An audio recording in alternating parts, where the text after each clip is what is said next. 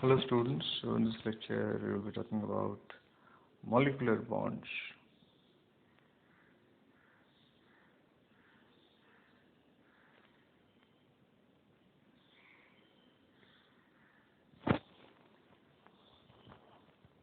Now those who have any previous knowledge about atomic orbitals, they know that an atomic orbital comprising of mainly S and P, they are mainly involved in bond formation.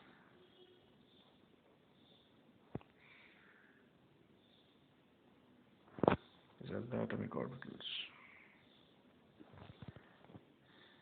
Now the boundary surfaces of a constant is given by, this is the probability of finding an electron, that is given by r, theta and phi. We are taking as spherical coordinates, so the function can be divided into three separate spherical coordinates. One function of r, radial, so take the spherical coordinates like this. This is this point, so this is your r, radial distance. This is your theta and this is your phi. So that's how this r, theta and phi. So r is a function of only r, radial part. Capital theta is a function of theta, and capital phi is a function of phi. Then the spherical coordinates, so we are representing the probability of finding the electron size square in terms of the three function probability of the amplitude with three functions of the spherical coordinate system.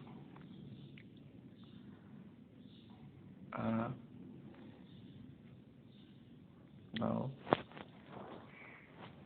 out of these, the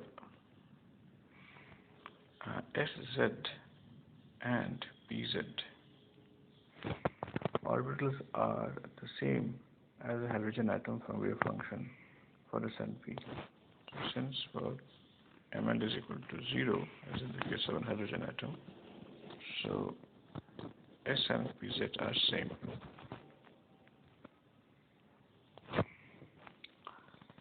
Whereas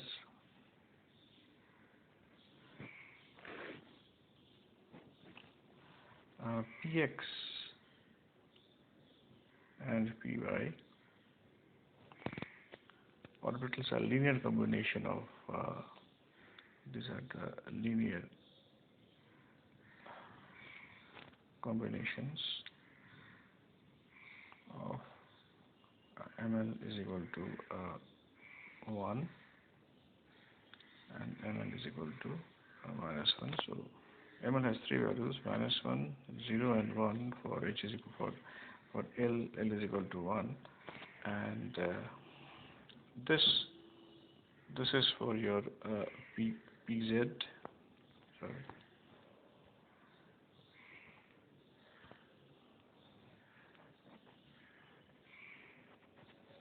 This is for your Pz.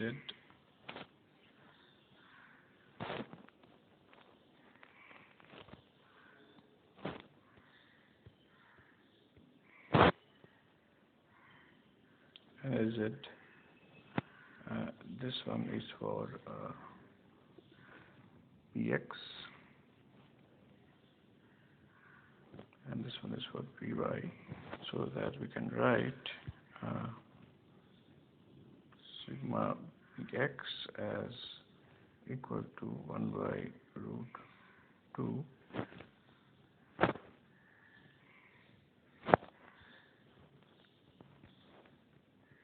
sigma plus 1 plus sigma minus 1, whereas for Py we can write the same thing, only the difference is that there would be a sigma plus 1 minus sigma minus 1.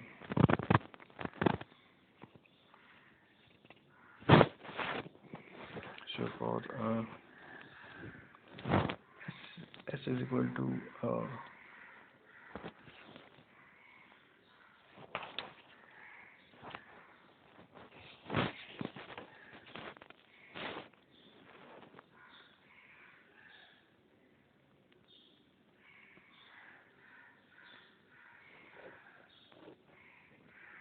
so this is the shear of an S orbital.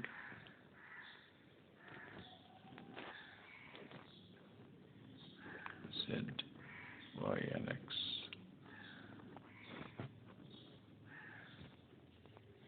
And that L is equal to 0, and also ML is equal to 0. This for this case. Whereas for PX,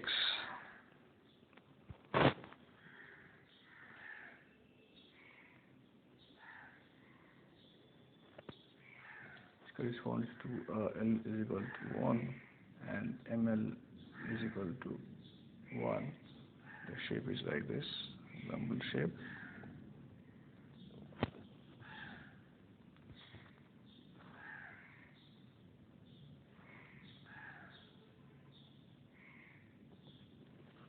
And similarly for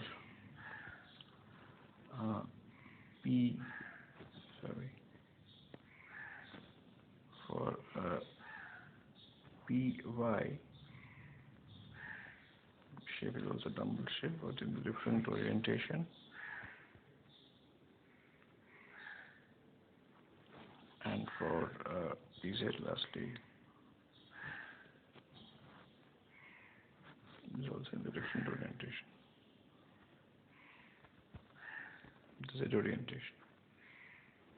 So this is your X, this is your Y, and this is your Z. This is how we get the three different double shapes. For this case, L is equal to 1 and ML is equal to, so this is not actually 1, this is plus minus 1, so this is the plus part, this is the minus part. Here also ML is equal to plus minus 1, and here L is equal to 0, so ML has to be equal to 0. Now when two atoms come together, their orbitals overlap. The result is an increased psi square between them.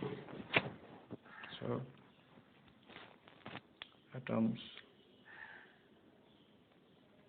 coming together,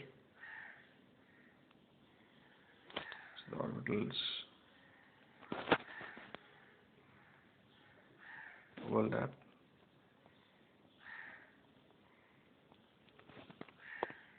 and they result in strong psi square. It's increased, and the combined orbitals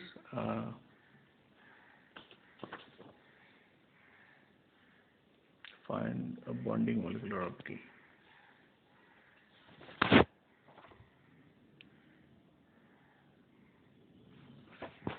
So see that the combined orbitals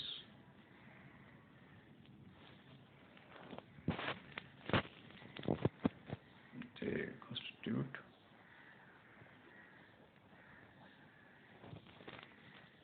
a bonding molecular orbital.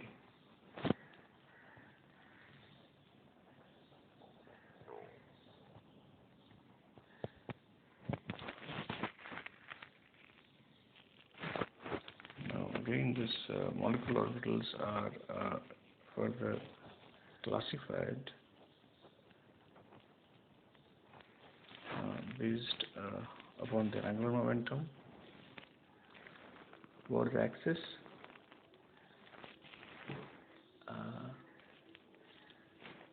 and the axis is basically taken as the z-axis mainly. So if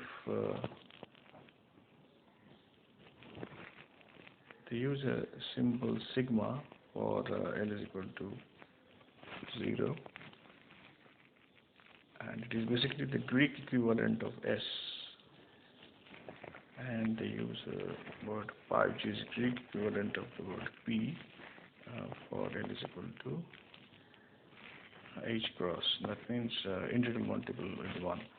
So in molecular orbitals we were using S and P, whereas in the case in atomic orbitals we were using S and P, whereas in the case of molecular orbitals we shall be using sigma and pi, the Greek alphabets, and we'll write in multiples of H cross. So earlier we would have written as L is equal to 0 stands for S, and L is equal to 1 stands for P. So instead of 1 we are using a 1 into H cross, and it's pi and instead of sigma. This is for AO and this is for MO. So what about the combination of the different atomic orbitals to form molecular orbital? So let's just try to understand that. So suppose we have a S orbital with positive and negative charges S, and it combines with another S, so instead of positive and negative charges, and these two atoms combine and they form a molecular orbital like this.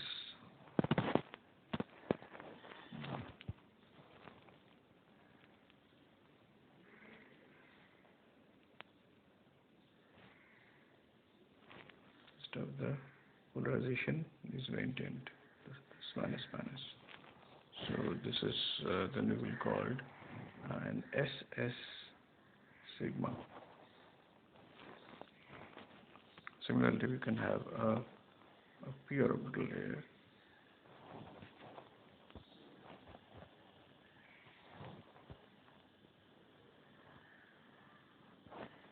Say this is a pz, for example, and this is the z axis, this part.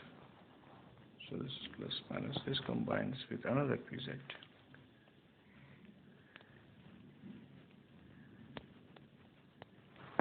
So these two will give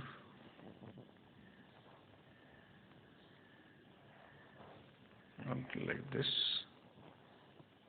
minus sign here, plus sign here. So this will be called a PP pi. Means using 2 pp we have made a pi molecular orbital. And lastly, the orbitals are added in this fashion. So this is your px, and it is combining with another px.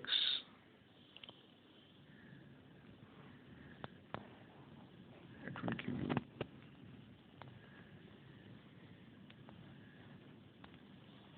orbital like this, plus minus, and this is called pp pi. Both of them are pp pi orbitals.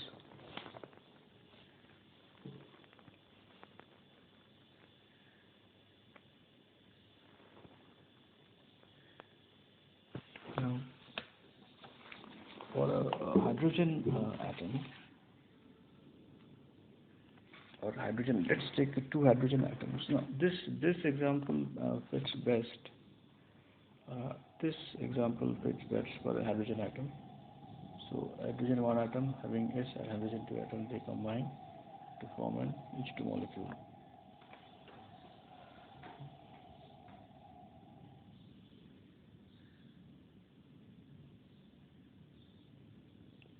Now, what happens in this case is that the pz. So let us take another sheet. So in hydrogen H2 molecule, you are getting an SS sigma. Now the lower pz orbitals, or the lobes of the pz orbitals, are on the boundary axis. So these lobes of the pz orbitals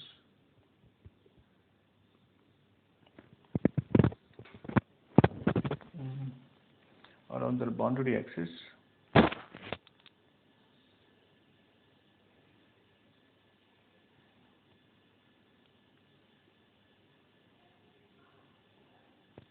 forming sigma bonds.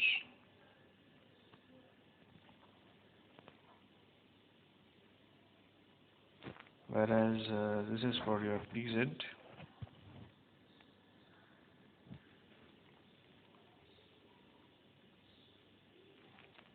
So a sigma bond means if you have taken two orbitals like this, they are forming sigma bond here. Usually form sigma bond here and pi bonds here. So this is mainly done by these PZ orbitals, whereas Px and Py, Px and Py, they form the pi bonds.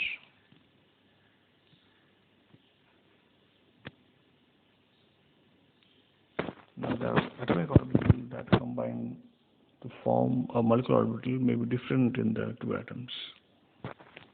It can also happen that the atomic orbitals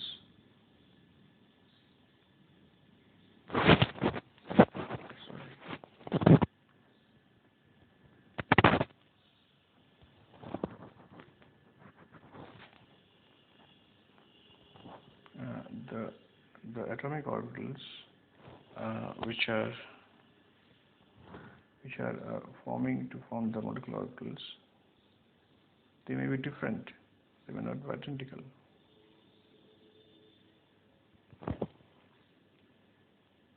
For example, in case of water H2,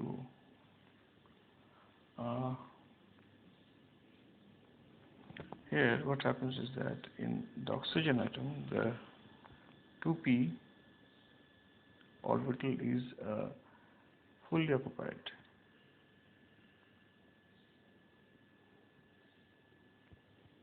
By the two electrons. The other two of the orbitals are only singly occupied and so can join with the 1s orbital of the two hydrogen atoms. So one of the two p is fully occupied,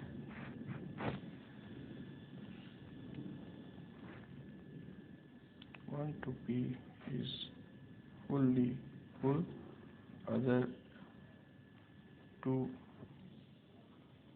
p orbitals are single. So what happens? They bond with the 1s in hydrogen atom.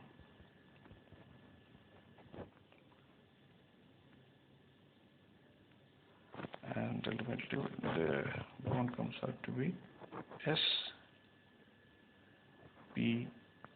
sigma. So one and s orbital from O is combining with one p orbital from O is combining with s orbital and forming a sigma bond. So this is denoted by sp sigma.